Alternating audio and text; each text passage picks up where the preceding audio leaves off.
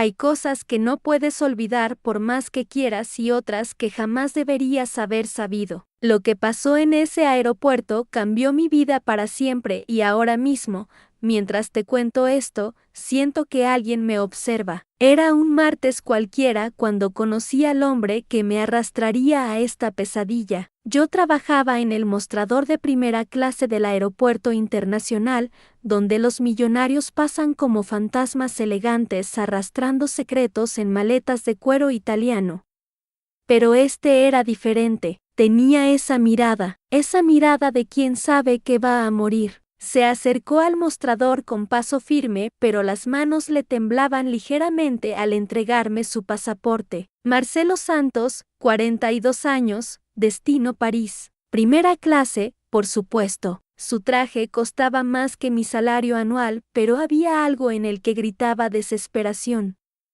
Oye, antes de seguir, dime, ¿desde dónde me estás escuchando? Y ya que estás aquí conmigo en esta historia, verifica que estés suscrito porque lo que viene después va a cambiarte la perspectiva de todo lo que creías saber sobre el peligro. Marcelo llevaba una sola maleta, una maleta de mano pequeña, negra, que parecía pesar menos que una pluma. Lo noté porque cuando la puso sobre la báscula para verificar el peso, la aguja apenas se movió. 2 kilos exactos.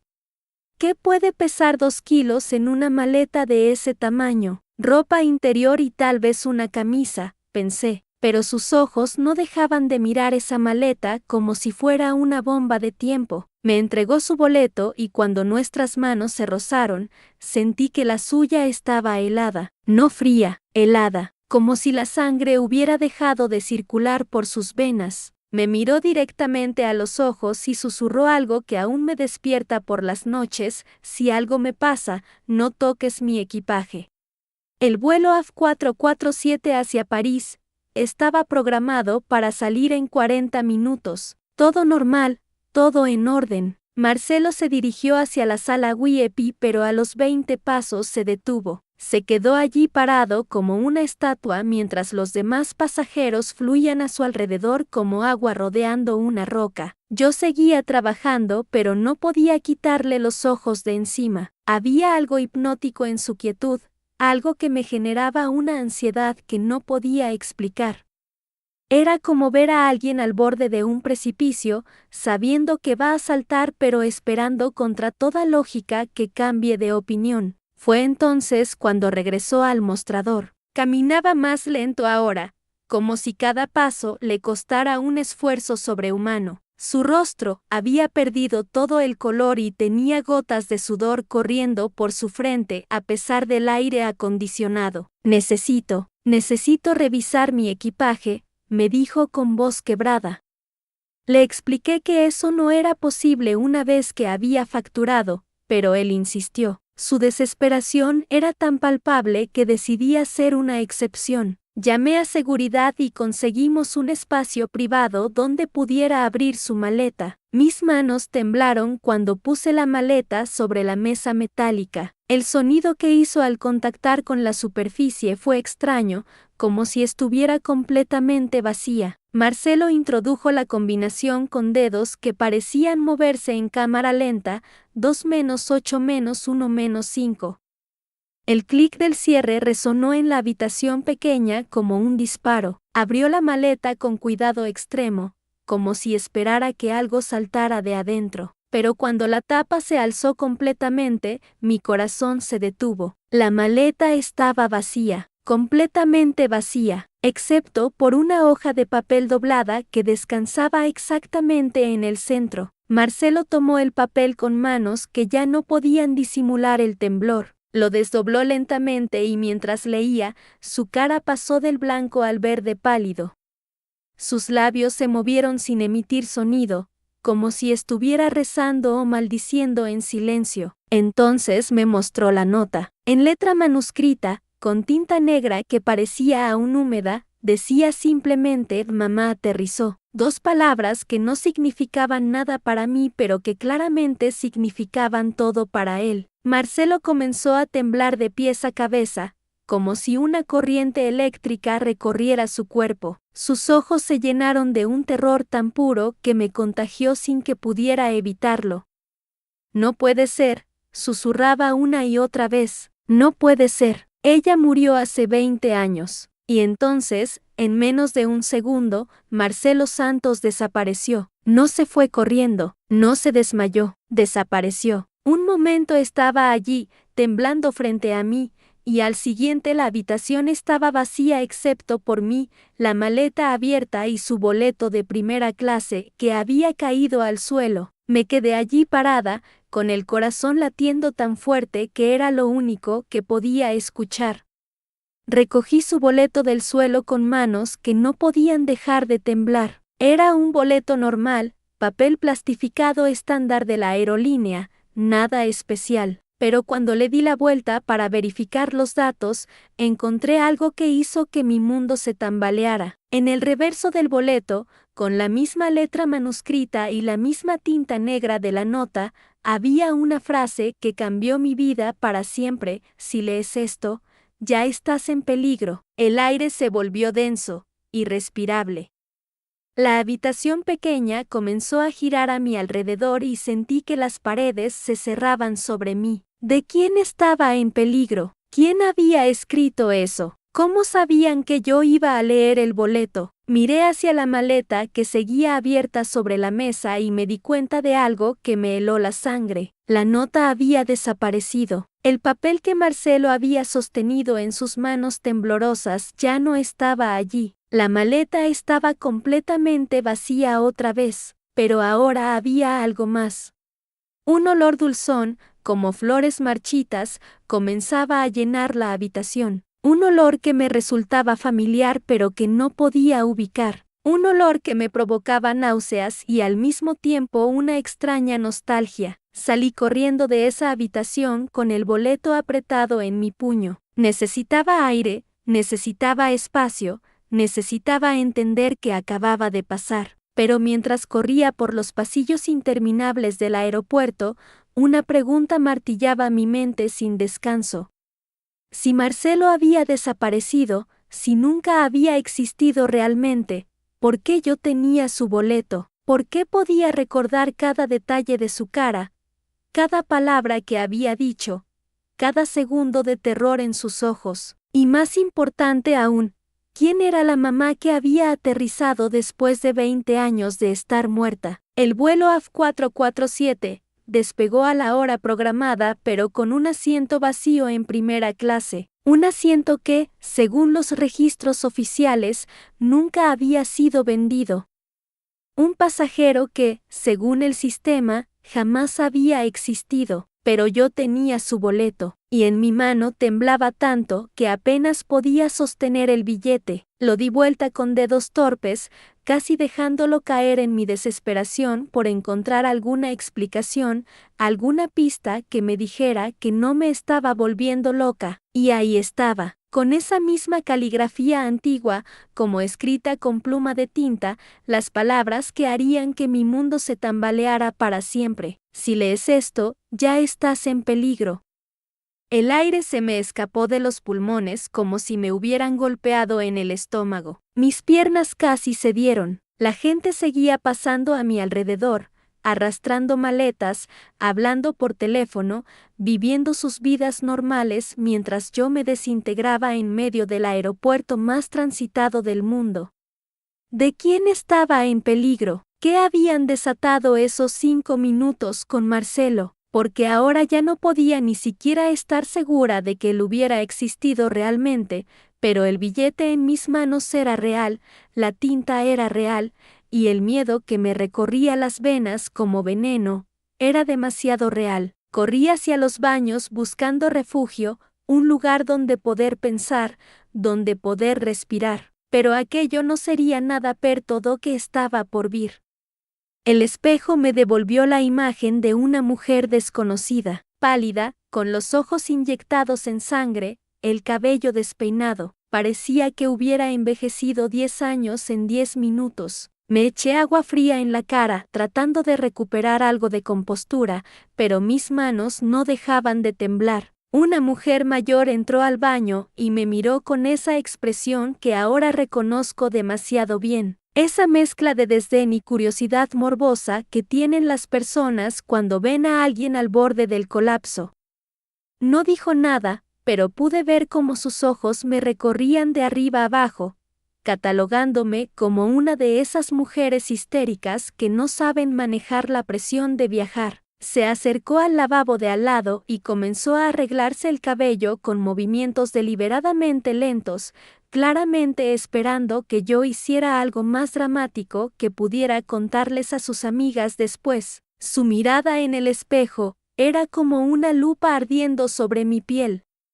Traté de caminar hacia la puerta con la poca dignidad que me quedaba, pero mi cuerpo me traicionó. Tropecé con mi propia maleta y el billete se me cayó al suelo. La mujer mayor se agachó rápidamente y lo recogió antes de que yo pudiera reaccionar. «Déjeme ayudarla», dijo con una sonrisa que no llegaba a sus ojos. Sus dedos se demoraron demasiado en el papel antes de dármelo, y pude ver cómo sus pupilas se movían leyendo las palabras. Su expresión cambió.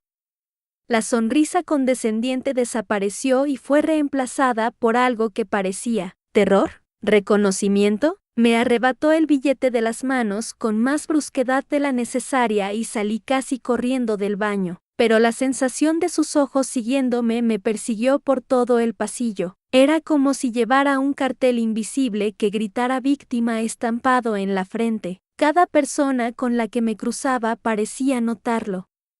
Un grupo de adolescentes se rió cuando pasé a su lado, aunque no había hecho nada particularmente ridículo. Un guardia de seguridad me siguió con la mirada durante 3 tiendas seguidas. Una pareja joven susurró algo entre ellos justo después de que yo pasara, y aunque no pude escuchar las palabras, el tono burlón era inconfundible. Me refugié en una cafetería tratando de recuperar algo de normalidad.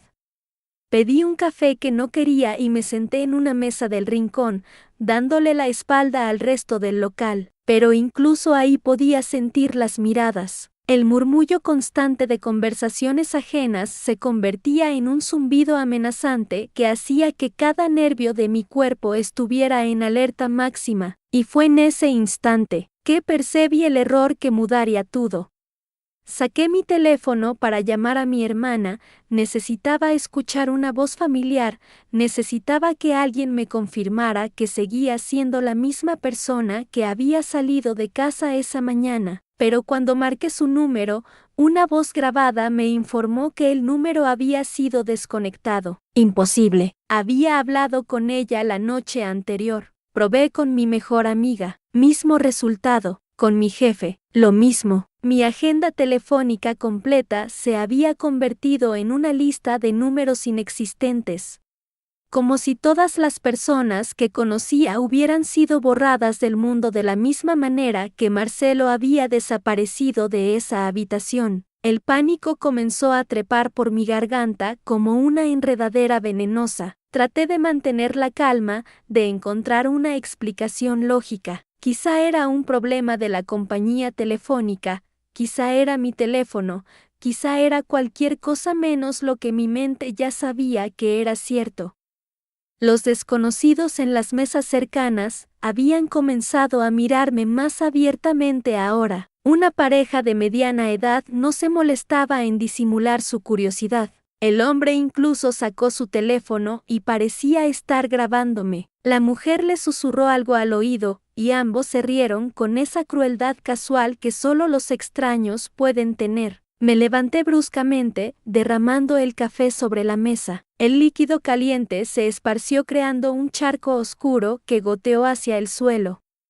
El ruido atrajo aún más atención. Una mesera se acercó con expresión molesta y comenzó a limpiar mientras me lanzaba miradas de reproche que me atravesaban como cuchillos. «Disculpe», murmuré, pero mi voz salió tan débil que dudo que me haya escuchado. Las risas de las mesas cercanas se hicieron más fuertes. Podía sentir como cada par de ojos en esa cafetería se había fijado en mí, como mi humillación se había convertido en el entretenimiento gratuito de la tarde.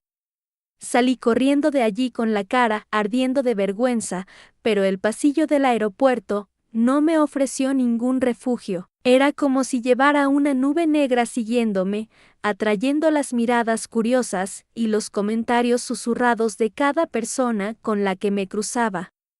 Un niño pequeño me señaló y le preguntó a su madre en voz alta: «Mami, ¿por qué esa señora está llorando?». La madre lo calló rápidamente, pero no pudo evitar mirarme con esa mezcla de lástima y incomodidad que me hacía sentir como un animal herido en exhibición. Cuando finalmente llegué a mi puerta de embarque, el vuelo había sido retrasado 2 horas. 2 horas más en este infierno de miradas y susurros.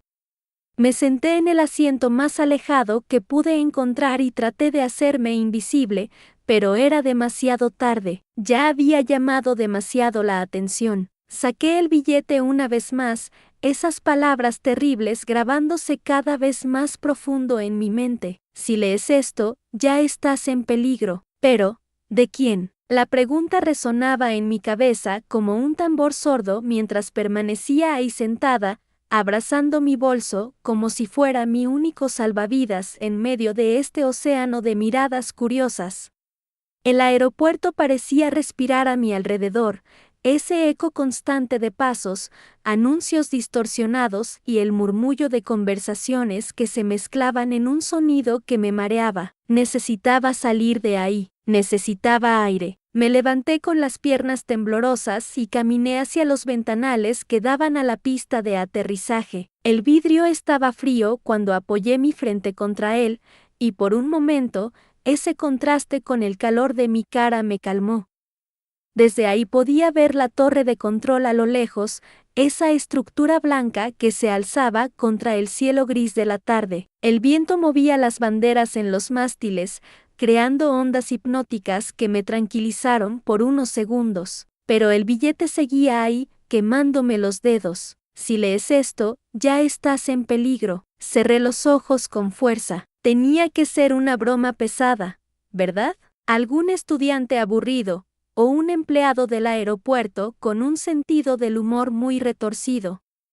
Pero entonces, ¿por qué el hombre había desaparecido? ¿Por qué había temblado al ver la nota sobre su madre? Volví a abrir los ojos y observé a la gente que caminaba por los pasillos. Todos parecían normales, familias arrastrando maletas, ejecutivos hablando por teléfono, parejas despidiéndose. Vida cotidiana, mundo real, no el lugar para misterios absurdos y notas amenazadoras. Pero algo me decía que no era apenas una coincidencia. Decidí caminar. Mis piernas necesitaban moverse, mi mente necesitaba distraerse. Deambulé por los pasillos con paso incierto, tratando de encontrar algún sentido a todo lo que había pasado. Fue entonces cuando me di cuenta de algo extraño. Había pasado por la misma tienda de souvenirs 3 veces, y cada vez la misma empleada me había mirado con una expresión. ¿Preocupada? ¿Reconocimiento? Me detuve frente a la tienda, fingiendo interés en los llaveros y las postales. La empleada era una mujer mayor, de unos 60 años, con el cabello gris recogido en un moño impecable. Sus ojos, pequeños y brillantes detrás de unas gafas redondas, no me quitaban la vista de encima. ¿Puedo ayudarla?, me preguntó con una sonrisa que no llegó a sus ojos. Solo estoy esperando mi vuelo, respondí, mi voz sonando más débil de lo que pretendía. Ella asintió lentamente, pero siguió observándome con esa intensidad incómoda. ¿Es la primera vez que vuela a Madrid? La pregunta me sorprendió. Mi billete decía Madrid, pero yo no recordaba haberle dicho mi destino. De hecho, estaba segura de no habérselo mencionado. ¿Cómo sabe usted? Su equipaje, dijo ella, señalando hacia mi bolso. Lleva la etiqueta de embarque visible. Bajé la mirada. Efectivamente, la etiqueta colgaba de la correa de mi bolso, pero estaba doblada de tal manera que el destino no se veía claramente. Tendría que haber estado muy atenta para leerlo desde su posición detrás del mostrador. Un escalofrío me recorrió la espalda. Disculpe, murmuré, y me alejé de la tienda con el corazón latiendo con fuerza. Esto era ridículo. Estaba paranoica, viendo conspiraciones donde no las había. Pero mientras caminaba de regreso hacia mi puerta de embarque, no pude evitar sentir que algo había cambiado en el ambiente del aeropuerto. Los sonidos parecían más agudos, las luces más brillantes, las miradas más penetrantes. Me dirigí hacia los baños, necesitando un momento de privacidad para recomponerme. El espacio estaba casi vacío, solo una mujer lavándose las manos al otro extremo de los lavabos. Me encerré en uno de los cubículos y saqué el billete de nuevo. Bajo la luz fluorescente del baño, el papel se veía más amarillento de lo que había notado antes. Los bordes estaban ligeramente desgastados, como si hubiera pasado tiempo en muchas manos antes de llegar a la mía. La letra en el reverso era definitivamente manuscrita, trazada con tinta azul que había comenzado a desvanecerse en algunas partes. Si lees esto, ya estás en peligro. Pero ahora, mirando más de cerca, me di cuenta de que había algo más.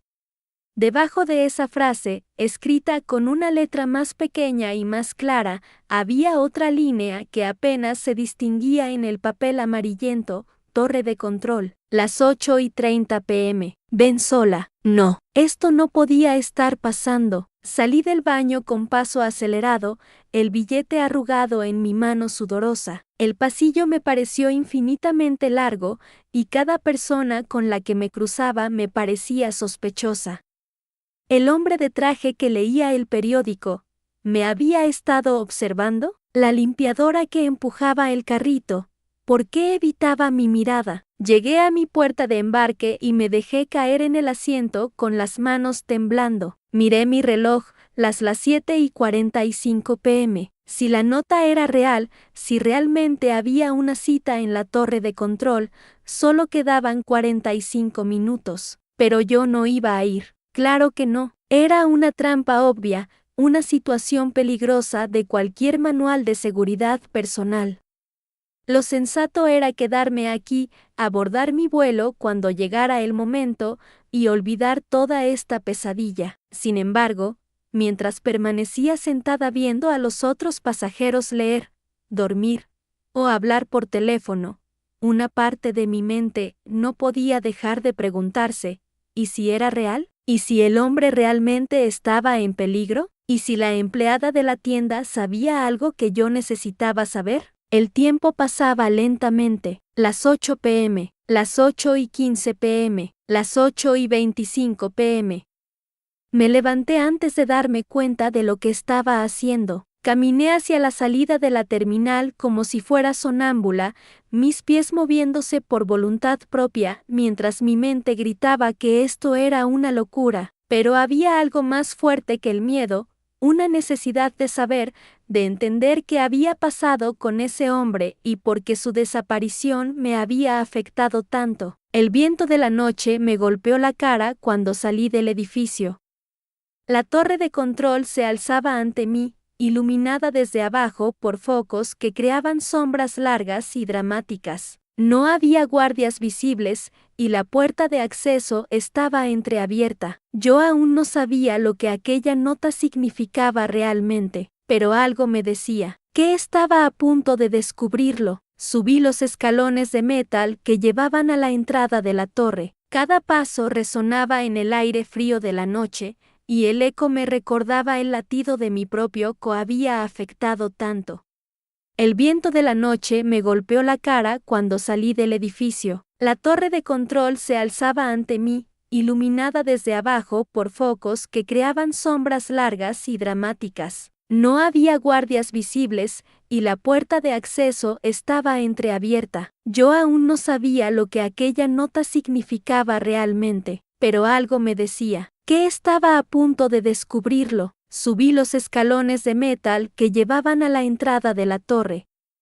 Cada paso resonaba en el aire frío de la noche, y el eco me recordaba el latido de mi propio corazón. Las manos me temblaban mientras empujaba la puerta. El interior olía a papel viejo y café rancio. Una lámpara parpadeaba sobre un escritorio donde alguien había dejado documentos esparcidos. Me acerqué lentamente, con la sensación de estar violando un espacio sagrado. Entre los papeles reconocí formularios de vuelo, reportes meteorológicos. Y entonces lo vi. Su equipaje parecía ligero. Era una maleta pequeña, de cuero marrón desgastado, apoyada contra la pared como si alguien la hubiera dejado ahí hace apenas unos minutos. La reconocí inmediatamente porque tenía esa mancha de tinta en la esquina superior que él siempre había odiado. Mis dedos se movieron solos hacia el cierre. Dentro, nada, excepto una nota. El papel era fino, casi transparente, y la caligrafía era esa letra angular que yo conocía tan bien. Al principio las palabras no tenían sentido, como si estuvieran escritas en un idioma que había olvidado leer. Mamá aterrizó. Leí la frase 1, 2, 3 veces. ¿Mamá aterrizó? Su madre había muerto cuando él tenía 12 años. Se lo había contado la segunda noche que pasamos juntos, entre susurros y lágrimas que creí sinceras. Entonces, ¿de qué mamá hablaba? ¿Era algún tipo de código? ¿Una referencia que yo debería entender? Él tembló y desapareció.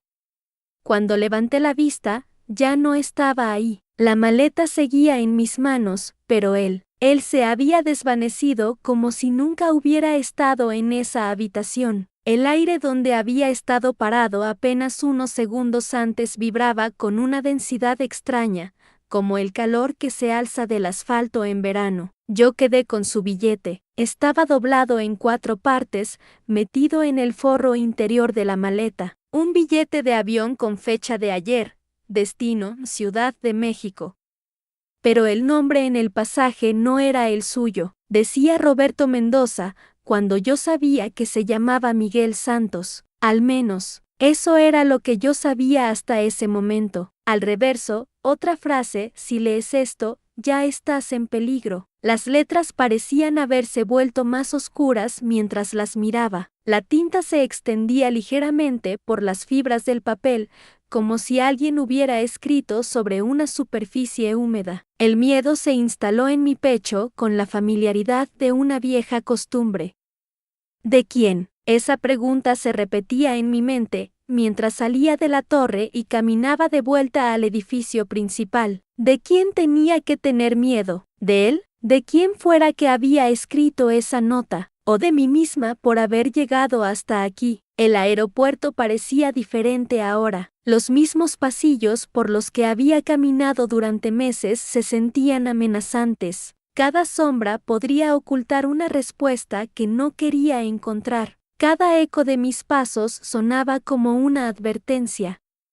Llegué a mi oficina y cerré la puerta con llave. Necesitaba pensar, necesitaba recordar. Extendí el billete sobre mi escritorio y lo estudié bajo la lámpara. La fecha, el destino, el nombre falso. Todo apuntaba a una verdad que yo había estado evitando ver. ¿Y si él nunca se fue realmente? La pregunta surgió desde algún rincón de mi mente que había mantenido cerrado durante semanas. ¿Y si toda esta búsqueda frenética, todos estos días preguntando por él, analizando cada detalle de su desaparición, y si todo había sido una farsa? ¿Y si él había estado aquí todo el tiempo, observándome, esperando a que yo encontrara exactamente lo que había encontrado? Me levanté y caminé hacia la ventana. Desde ahí podía ver la pista de aterrizaje, iluminada por las luces de navegación que parpadeaban en secuencias precisas. Rojas, blancas, rojas otra vez. Como un código Morse que nadie se molestaba en descifrar. A veces pienso que todos en ese aeropuerto sabían la verdad, menos yo. Los rostros de mis compañeros de trabajo aparecieron en mi memoria con una claridad inquietante. La forma en que evitaban mi mirada cuando preguntaba por él. Las conversaciones que se interrumpían cuando yo aparecía. Las sonrisas demasiado forzadas, las respuestas demasiado ensayadas. ¿Habían estado actuando todo este tiempo? ¿Era yo la única que genuinamente no sabía lo que había pasado? El reloj de pared marcaba las 11:47. Siempre marcaba las 11:47. Nunca me había dado cuenta antes, pero ahora, mientras lo miraba fijamente, me di cuenta de que las manecillas no se movían. El tiempo se había detenido en este lugar, o quizás era yo quien había dejado de avanzar. Un sonido me sacó de mis pensamientos. Pasos en el pasillo, lentos y deliberados, se acercaban a mi oficina. Guardé el billete en el cajón de mi escritorio y me alejé de la ventana. Los pasos se detuvieron frente a mi puerta. Esperé, conteniendo la respiración, pero nadie llamó, nadie habló. Solo ese silencio denso que se extendía como una mancha de aceite bajo la puerta. Después de lo que parecieron horas, los pasos se alejaron por el mismo pasillo con la misma cadencia deliberada. Saqué el billete del cajón y lo observé nuevamente. Entonces él me dijo algo que yo jamás conseguí esquecer. Fue la tercera noche que pasamos juntos. Estábamos en su apartamento, uno de esos lugares impersonales que parecen habitados por fantasmas. Él estaba preparando café en una cocina que obviamente nunca usaba, y yo hojeaba un libro que había encontrado en su mesa de centro. «Sabes», me dijo sin voltear, «a veces pienso que todos somos pasajeros de vuelos que nunca despegan. Esperamos en la sala de embarque toda la vida, creyendo que algún día llegaremos a algún lugar». En ese momento pensé que era una reflexión poética, una de esas frases que la gente dice cuando quiere sonar profunda. Ahora entendía que había sido una confesión, pero lo que vino después fue el verdadero desaparecimiento, no físico, no el que yo había estado investigando durante semanas. El desaparecimiento real había empezado esa noche, cuando decidí no hacer las preguntas correctas, cuando elegí creer en la versión de él que me resultaba más cómoda. Cuando me convencí de que los detalles contradictorios eran solo peculiaridades de su personalidad. La verdad es que él nunca había estado realmente presente. Había sido una proyección, un espejo fría, contenida. Su equipaje parecía ligero cuando lo levanté del suelo. Demasiado ligero para alguien que supuestamente había estado viajando por semanas. Pausa, lo abrí con manos temblorosas. Dentro, nada. Nada excepto una nota doblada en el fondo, escrita con una caligrafía que no reconocí. Mamá aterrizó. Respiración entrecortada. Él tembló cuando vio que había encontrado el papel. Todo su cuerpo se sacudió como si hubiera recibido una descarga eléctrica. Y entonces, desapareció. Se desplomó en el sofá, se cubrió el rostro con las manos, y se convirtió en otra persona, en alguien que yo nunca había visto antes. Voz más firme. Yo quedé con su billete de avión en mis manos. El que había estado usando como marcapáginas toda la semana. Al reverso, otra frase que no había notado antes: si lees esto, ya estás en peligro. ¿De quién? ¿De él? ¿De ella? ¿De esa mamá que había aterrizado? Confrontativa lo encaré desde el otro lado de la habitación. ¿Quién es ella? Él no respondió. Seguía con las manos tapándole la cara, respirando de manera irregular, más dura. ¿Quién es ella? No lo entenderías. Pruébame. Pausa larga, tensa. Finalmente levantó la cabeza. Sus ojos estaban rojos, pero no de lágrimas, de algo más profundo, de terror. Mi madre murió hace 10 años, susurró, pero ella sigue aterrizando. Incredulidad controlada. Me acerqué un paso, solo uno. ¿Qué significa eso? Significa que cada vez que creo que estoy seguro, que he logrado construir algo normal, algo real, aparece una nota como esa, y entonces sé que tengo que irme otra vez. Fría. ¿Y yo qué soy? ¿Parte de tu vida normal? ¿Tu escape temporal? Él me miró como si acabara de darle una bofetada. Tú eres. Su voz se quiebra. Tú eres lo único real que he tenido en años. Sarcástica, dolida. ¡Qué honor! Me dirigí hacia la ventana, dándole la espalda. Afuera, la ciudad parecía continuar su vida como si nada hubiera cambiado, como si mi mundo no se estuviera desmoronando pieza por pieza. Sin voltearme, ¿cuántos apartamentos como este tienes? Silencio. Más fuerte. ¿Cuántos? 5, tal vez 6. Ya no llevo la cuenta. Me volteo lentamente. ¿Y cuántas mujeres como yo? Ninguna. Su respuesta fue inmediata, desesperada. Jamás había durado tanto tiempo en un lugar. Jamás había querido quedarme tanto como contigo. Amarga 3 semanas. Duraste 3 semanas conmigo. ¡Qué récord! No lo entiendes. Para mí, 3 semanas es una eternidad. Es más tiempo del que había pasado con cualquier persona desde que ella. Interrumpo, cortante desde que ella ¿qué? Dímelo todo o no me digas nada. Pausa. Su respiración se acelera, él se levantó del sofá, caminó hacia una maleta que yo no había visto antes. Estaba escondida detrás de una cortina, siempre lista para huir. Desde que empezó a encontrarme, murmuró mientras sacaba ropa y la metía mecánicamente en la maleta. Desde que entendí que no importa a dónde vaya, ella siempre encuentra la manera. Acercándome, peligrosa. ¿Ella está viva? No lo sé. Su voz era apenas un susurro. Ya no sé qué significa estar vivo o estar muerto. Solo sé que cuando aparece una nota como esa, tengo 72 horas. ¿Para qué? Para desaparecer completamente. Antes de que ella llegue a buscarme, fría, calculadora, me acerqué a la mesa donde había dejado la nota. La estudié bajo la luz de la lámpara. Esta letra no es de una mujer mayor. Él se detuvo en seco. ¿Qué dijiste? Sosteniendo el papel dije que esta letra es joven, moderna, es de alguien de mi edad. Su cara se transforma, vi como toda la sangre se le iba del rostro. Eso es imposible. ¿Es imposible o es lo que no quieres admitir? Larga pausa. El aire se vuelve denso. ¿Cuántos años tenías cuando tu madre murió? Le pregunté. 17. ¿Y tenías hermana? Su silencio fue la respuesta. Comprensión helada. ¿Hermana gemela? Él colapsa en la silla, derrotado melliza.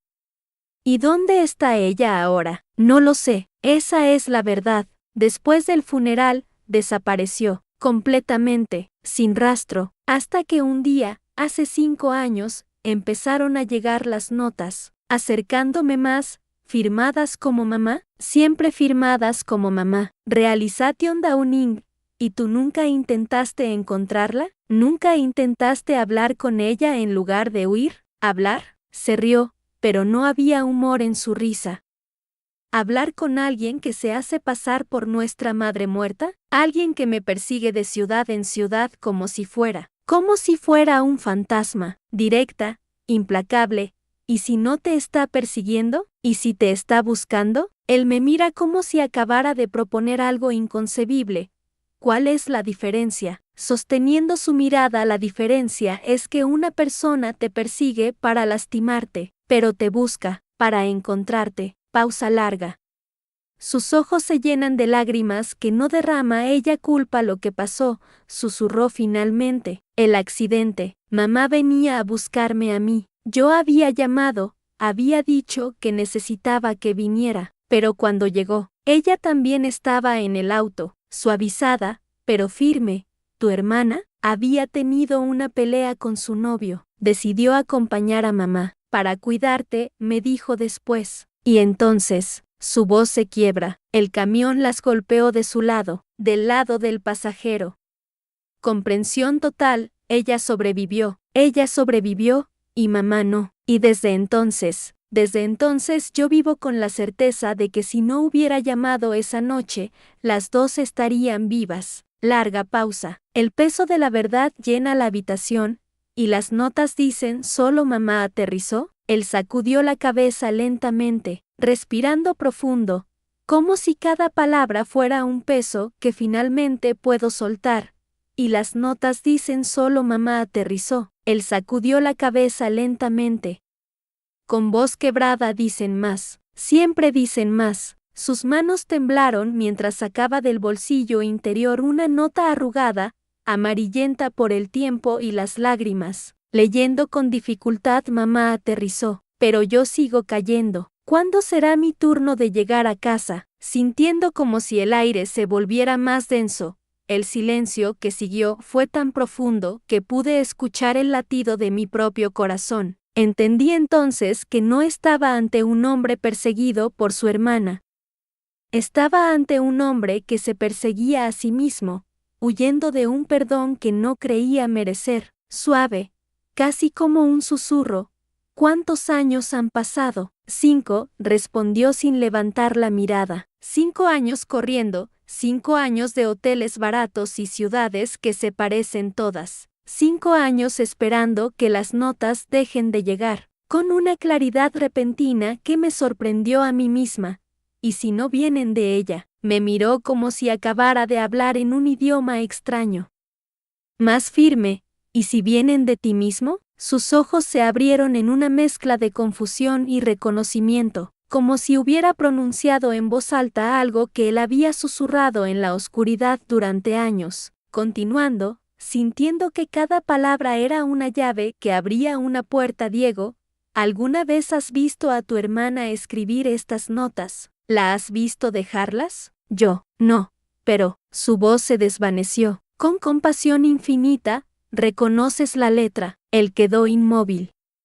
Completamente inmóvil. Y en ese silencio, supe que había encontrado la verdad que él mismo había enterrado bajo capas de culpa y autoflagelación. Casi inaudible es mi letra, esperando, dándole espacio para que las palabras encontraran su camino. Dios mío. Sus manos cubrieron su rostro. Es mi letra, siempre ha sido mi letra. Observé cómo la realización lo atravesaba como una ola, destruyendo y limpiando a la vez.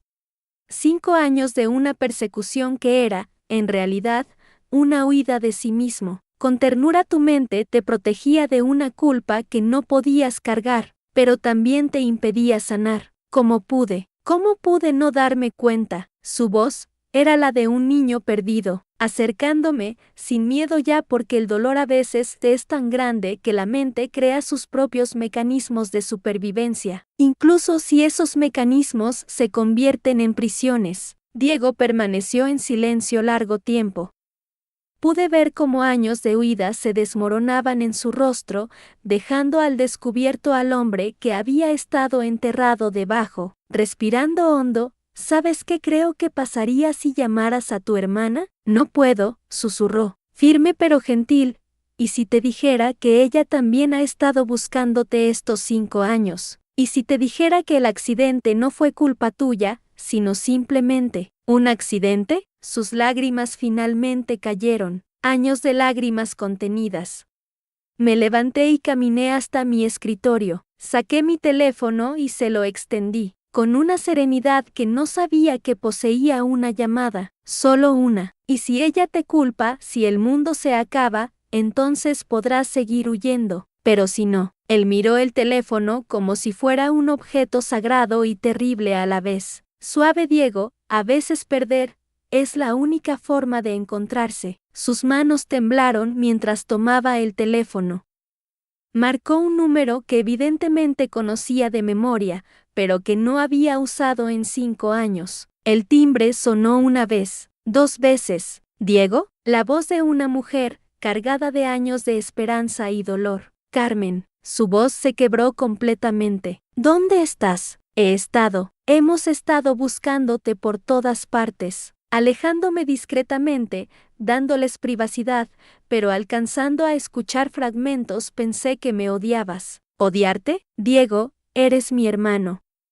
Eres lo único que me queda de esa noche. Te necesito aquí, te necesitamos. La conversación continuó durante 1 hora. Lágrimas, explicaciones, perdón, palabras que habían esperado 5 años para ser pronunciadas. Cuando finalmente colgó, Diego era un hombre diferente. El peso que había cargado se había transformado en algo más liviano, más manejable. Con los ojos brillantes, pero serenos, va a venir por mí. Carmen va a venir por mí.